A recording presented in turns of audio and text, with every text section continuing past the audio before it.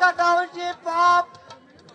বাবা কাজল, বাবু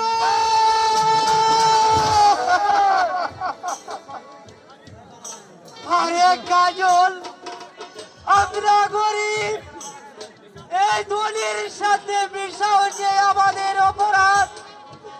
তাই তো তোকে কতদিন বারণ করেছি ওই ময়লার সঙ্গে মিশবি না, কিন্তু আমার কথা তুই কিছুতেই শুনছিস না।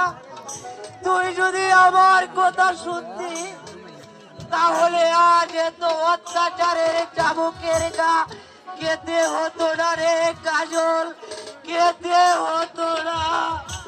বাবা কাজল,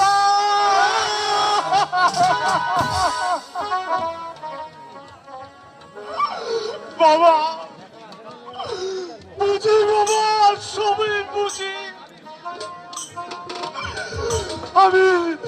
আমি শুধু এতটুকু বুঝি না, উদার সৃষ্টি মানুষ তুই হয় কেমন করে বাবা, তুই হয় কেমন করে।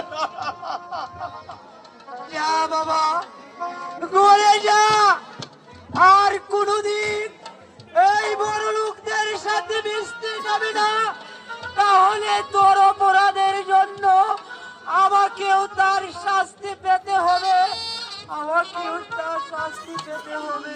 না বাবা না, শাস্তি যা পেতে হয়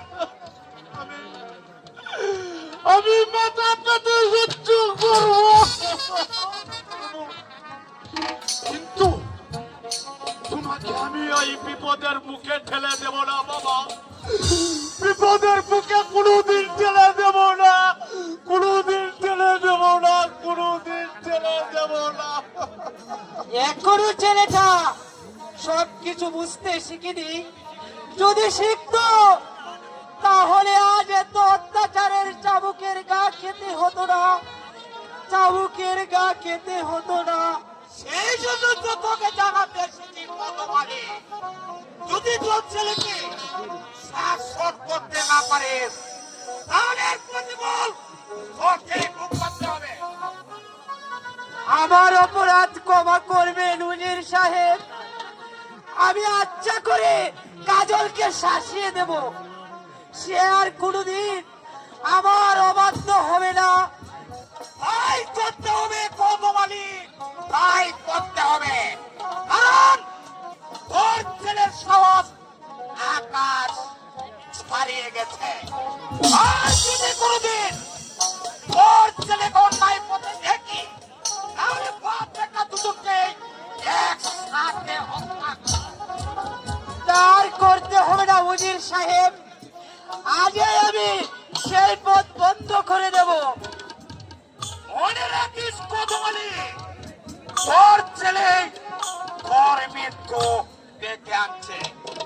যদি জীবনের মায়া থাকে তাহলে তোর লম্পট ছেলেটাকে বাড়ি থেকে বের করে দিস, নইলে আমি তাকে কখনো ক্ষমা করব না।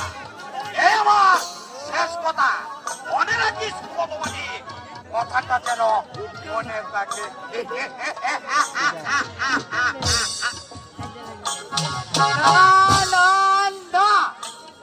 অসম্ভব।